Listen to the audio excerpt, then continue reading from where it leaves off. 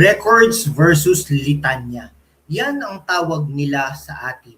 Pero ang tanong, sino-sino nga ba ang tunay na may hawak ng record at sino ang puro litanya lang? Itong ano po natin mainstream media, MSM, portrays vloggers as fake news, but the script argues they are just alternative voices that the elite can't control. Bakit pagdating sa budget ng Vice President, kailangan ng microscope? Pero pagdating sa flood control projects na 8.96 billion pesos, bakit parang nakasanglas ang mga taga-kamera? O mga kaibigan kailangan nyo ito habang nanonood ng live ng HOR hearings. Kasi minsan nakakaantok ang paikot-ikot nilang script. Mga kaibigan, talagang they call it investigative journalism. We call it selective storytelling. Why do OFWs trust vloggers more? Because vloggers speak the language of the streets, not the language of the boardroom. Siyempre, vloggers aren't perfect, but they are the checks and balances in a system where the opposition is invisible.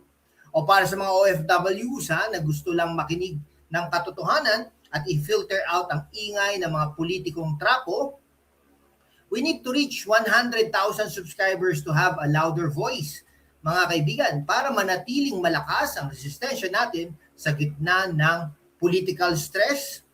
Don't just follow, verify, but don't let them silence you just because you don't have a press badge, mga kaibigan. Ang katotohanan ay walang franchise. Ito ay para sa lahat. I'm Lan and this is the Truth Unfiltered.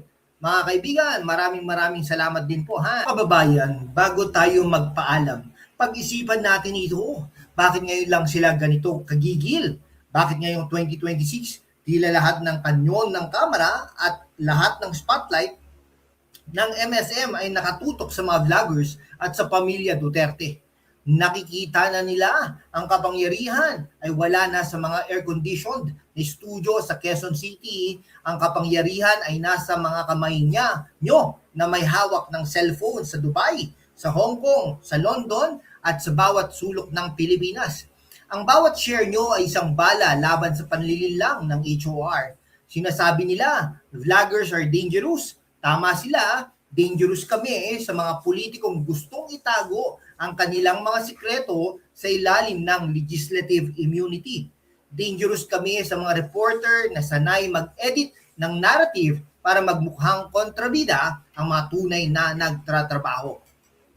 Sa puntong ito, alam ko marami sa inyo ang hindi natutulog kahintay sa updates. Kaya't naman, check nyo sa description box. 2026 limited edition power bank para kahit mag-overtime ang hearing sa Congress, hindi kayo mawawalan ng baterya. Connectivity is our weapon. Smart Pulse Wrist Relief sa mga keyboard warriors natin na walang sawang nagtatanggol sa comment section, alagaan natin ang ating mga kamay. Physical wellness is part of the struggle.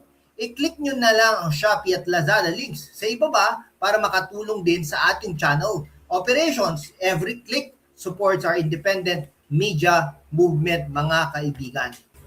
Wait mga kababayan bago tayo mag-final salute, may kailangan tayong pag-usapan na hindi nyo maririnig kahit sa ang news frequency. Bakit ba? Records versus litanya ang naging tema natin ngayon. Kasi ang records, yan ang resibo na nagawa ang mga kalsada, ang build, ang pagbaba ng crime rate, at ang tapang na harapin ang mga oligarkya. Ang litanya naman, yan ang paulit-ulit na script ng HOR at MSM para tabunan, ang mga tagumpay na yan. They want to gaslight us. Gusto nilang isipin natin na ang nakikita natin sa ating paligid ay hindi totoo. Gusto nilang maniwala tayo sa kanilang mga PowerPoint presentation sa kamera imbes na sa nararamdaman ng ating mga sikmura. Alam nyo ba kung bakit binubusalan ang mga vloggers? Dahil ang vloggers hindi nyo mababayaran ng pork barrel. Ang vloggers, ang boss niyan ay mga viewers kayo. Kapag ang balita ay galing sa mainstream, dumaan na yan sa filter ng mga may-ari ng kumpanya ng mga may mga negosyong pinoprotektahan sa gobyerno. Pero kapag vlogger ang salita, direkta yan mula sa puso at sa katotohanan. Sa puntong ito, para sa mga seryosong mag-aaral ng ating kasaysayan at kasalukuyang politika, check nyo ito. Kitchen Cabinet Organizer, alam nyo, parang ang dami natin kailangang ayusin sa bansa. Simulan natin sa ating mga tahanan. Isang maayos na kusina, parang isang maayos na gobyerno. Alam mo kung nasan ang bawat sangkap, walang nakatago, walang bulok na itinatago sa likod. Sa mga OFWs nating puyat sa kakamonitor sa Pilipinas, kailangan natin ng lakas. Hindi pwedeng manghina ang ating katawan habang malakas ang ating paninindigan. I-click nyo yung link sa baba para sa best finds natin sa Shopee at Lazada, maging wais at sa pagbili para maging wais sa pagpili ng paniniwalaan mga kaibigan. Okay ang laban na ito ay hindi lang para sa mga Duterte. Ang laban na ito ay para sa karapatan nating malaman ng totoo ng walang spin, ng walang halong spin. Sinasabi nila, intellectualization daw ang ginagawa nila sa HOR. Pero ang tunay na intellectual, nakikinig sa boses ng masa. Ang tunay na kritikal, marunong tumingin sa magkabilang panig. Sa bawat pangbabash nila sa atin, lalo lang natin napapatunayan na tama ang ating tinatahak na landas. Because if you're catching flack, you're not over the target. Kaya naman, huwag kayong bibitaw. Huwag kayong papayag na ang boses ng iilan ang magdidikta sa kapalaran ng marami mga kaibigan. Okay Yan, mga kababayan, huwag nating hinahahayaan ng ating mga records ay tabunan ng kanilang litanya. Sa huli, ang taong bayan pa rin ang judge at jury. Muli ito ang inyong boses, walang takot, walang kinikilingan. Mga kababayan, sa mundo kung ang saan ng kasinungalingan ay nangingibabaw, ang katotohanan ang katotohanan ng unang sinisikil. Pero kasama kayo, magpapatuloy tayo sa laban. Walang takot, walang kinikilingan, at laging handa para sa bayan. Sumali na sa aking YouTube channel membership sa #WalkWithLan at tulungan natin ang channel na maabot ang 100,000 subscribers.